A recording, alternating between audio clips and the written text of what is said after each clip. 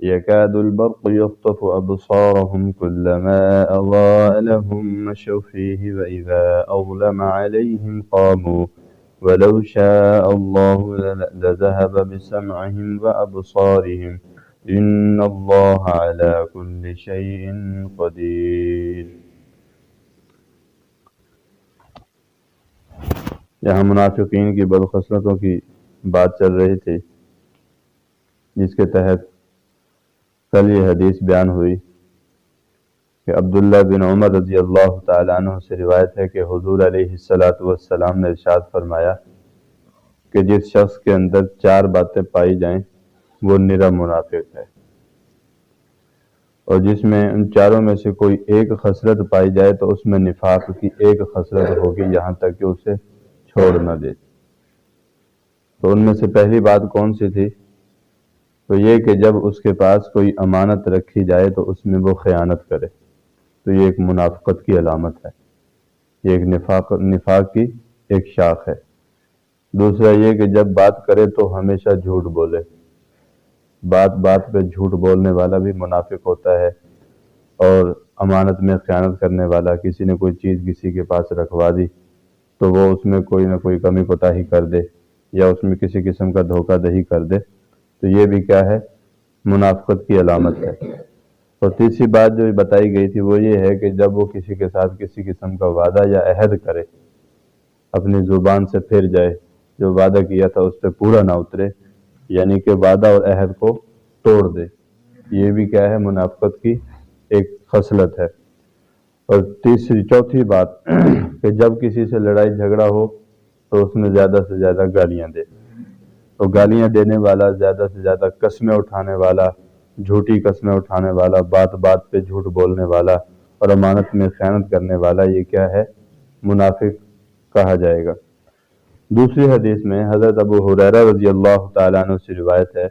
کہ حضور علیہ السلام نے فرمایا کہ منافق کی 3 نشانیاں ہیں، منافق کی 3 نشانیاں ہیں۔ اور مسلم کی روایت میں ان الفاظ کے بعد یہ لفظ ہیں کہ اگرچہ وہ شخص روزہ رکھتا ہو، چاہے وہ نماز پڑھتا ہو، چاہے وہ حاجی ہو، چاہے جتنا مرضی پرہیزگار ہو اور اپنے آپ کو مسلمان ہونے کا دعویٰ کرتا ہو، تو اس کے بعد بخاری اور مسلم دونوں کے متفقہ الفاظ یہ ہیں کہ بات کرے تو جھوٹ بولے، اور وعدہ کرے تو وعدہ خلافی کرے، اور کوئی امانت اس کے پاس رکھی جائے تو اس میں خیانت کرے۔ تو ان احادیث سے معلوم ہوا کہ انسان میں نفاق کا کبھی کچھ حصہ ہوتا ہے، چاہے وہ نفاق عملی ہو، چاہے وہ نفاق اعتقادی ہو۔ تو اللہ تعالیٰ سے ہمیں دعا ہے کہ ہمیں اسلام صادق اور ایمان کامل نصیب فرمائے، اور نفاق کی ہر چھوٹی بڑی خصلت سے ہمیں بچائے۔ تو یہاں پر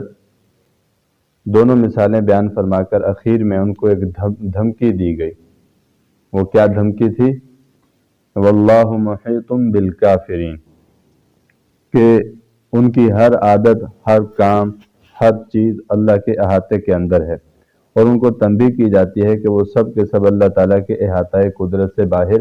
نہیں ہے۔ جو کچھ بھی کر رہے ہیں، جو کچھ وہ اچھا کر رہے ہیں، برا کر رہے ہیں، دن میں کر رہے ہیں، رات میں کر رہے ہیں، اندھیرے میں کر رہے ہیں، روشنی میں کر رہے ہیں، سب کچھ کیا ہے؟ اللہ کے علم کے اندر ہے۔ اللہ تعالیٰ سب کچھ دیکھ رہے ہیں۔ ان کی خباثتوں اور شرارتوں اور منافقانہ رویہ پر ہر وقت اور ہر حال میں وہ ہلاکت و تباہ اور برباد کیے جا سکتے ہیں، اور ان کی دیکھنے اور سننے کی طاقتیں بھی اللہ تعالیٰ سلب کر سکتا ہے، کیونکہ اللہ تعالیٰ ہر چیز پر قادر ہے۔ ان اللہ علی کل شیء قدیر، آگے فرمایا اللہ تعالیٰ ہر چیز پر قادر ہے۔ اس لیے حق کو چھوڑ کر ان کو مطمئن نہیں ہونا چاہیے، بلکہ اللہ کی قدرت سے ڈرنا اور خوف کھانا چاہیے کہ وہ ہر وقت اور ہر حال میں اللہ پاک ہمیں سزا دے سکتا ہے۔ تو یہاں منافقین کے متعلق جو فرمایا حق تعالیٰ جل شانہ نے کہ سم بکم عمجن، کہ ان جیسے الفاظ استعمال کیے اور ان کی حالت کی کیسی واضح مثالیں دی گئیں۔ اب ان مثالوں کے دینے سے مراد کیا ہے؟ یہ سب اسی وجہ سے تو ہے کہ اسلام کے زبانی دعوے کے باوجود انہوں نے حق کی اور اسلام کی دل سے مخالفت کی، دل سے تسلیم نہ کیا، اور نبی کریم صلی اللہ علیہ وسلم کی ذات گرامی کو نہ پہچانا، اور آپ کا حق ادا نہ کیا۔ اور آپ علیہ السلام کا حق تو یہ تھا کہ آپ پر ایمان لایا جاتا، اور آپ کی مکمل تابع داری کی جاتی اور فرمانبرداری کی جاتی، آپ کے ارشادات کو سر آنکھوں پر رکھ کر ان کے اوپر ان کی اطاعت اور تعمیل کی جاتی۔ تو جس عمل کو آپ خیر فرماتے اس کو خیر سمجھا جاتا، اور جس کو برا فرماتے اس کو برا سمجھا جاتا، جس کو شر فرماتے شر سمجھا جاتا اور اس سے گریز کیا جاتا۔ اللہ پاک ہمیں اس سب پر عمل کرنے کی توفیق عطا فرمائے۔ مگر ایسا نہ کرنے پر منافقین کا جو انجام بتایا گیا، جو ان کا آگے جو ان کے حالات تھے، جو ان کے اعمال کے مطابق ان کے ساتھ جو حشر ان کے ساتھ ہوا، وہ بھی ہمارے سامنے آ گیا۔ وہ آپ نے سنا ہے کہ عقل مند اب وہی ہے جو ان چیزوں کو دیکھ کر اور سن کر اور سمجھ کر اس سے اب عبرت حاصل کرے۔ ہمارے لیے اس میں یہ پیغام ہے کہ اس وقت کے مسلمانوں کو بھی یہ غور کرنا چاہیے کہ خدا نہ خواستہ ہمارے اندر بھی تو کوئی ان منافقوں جیسی کوئی عادت، کوئی خصلت تو نہیں پائی جاتی، سمجھے؟ تو کسی درجہ میں منافقین سے مشابہت تو نہیں رکھی جاتی، منافقین کی صفات کسی درجہ میں ہم میں تو نہیں پائی جاتی۔ ہم تو اسلام کی حق باتیں سن کر انسنی نہیں کرتے، یعنی کہ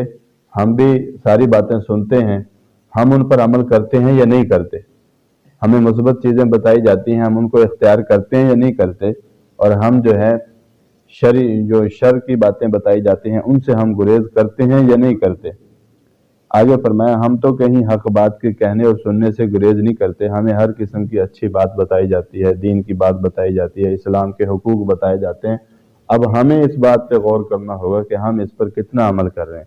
اور کتنے علماء کرام، کتنے حق کے داعی جو ہیں ہمیں دعوت دیتے ہیں، ایمان کی دعوت دیتے ہیں، اسلام کی دعوت دیتے ہیں، نماز کی دعوت دیتے ہیں، تو گویا ہم نماز کی دعوت کو قبول کر رہے ہیں یا نہیں کر رہے؟ ہم اسلام کے اعمال پر عمل کرنے کی دعوت کو قبول کر رہے ہیں یا نہیں کر رہے، یا ان کی طرح منافقین کی طرح سنی انسنی کر رہے ہیں یا نہیں کر رہے؟ تو ہم تو کہیں اسلام کی روشنی اور اللہ کی نشانیاں دیکھ کر پھر بھی ان کا کوئی اثر نہیں لیتے، ہمارے اندر تو ایسی بات نہیں۔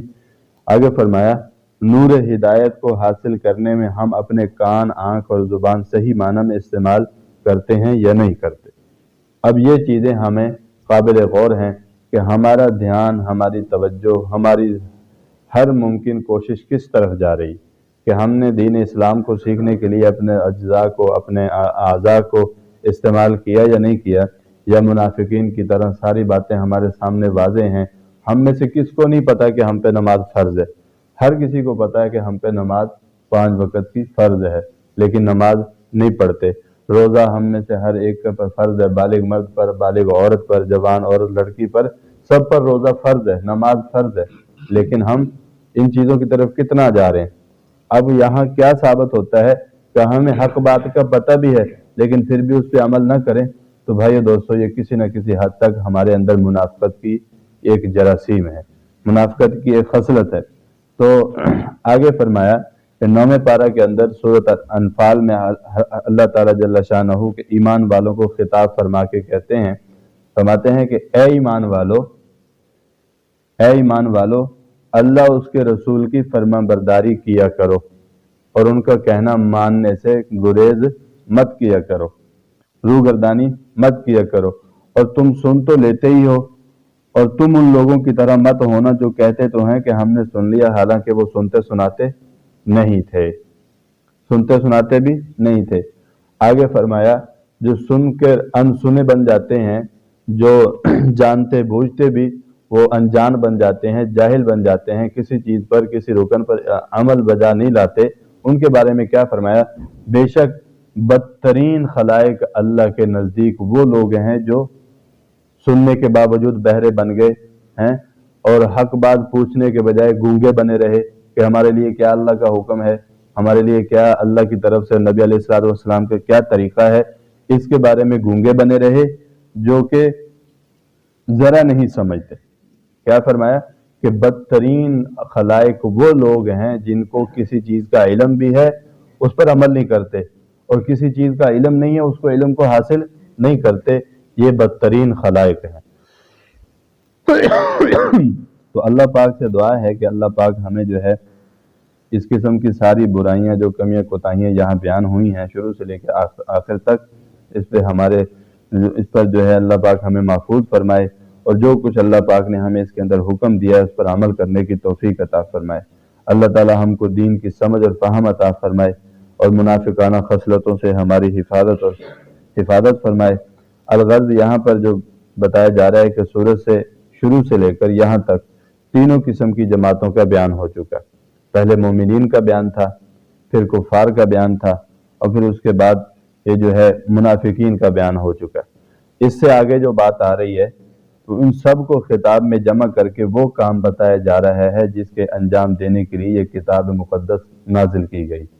اس کی باتیں انشاءاللہ، کیونکہ دو مرکزی اصول ہیں، ایک تو ہے ایک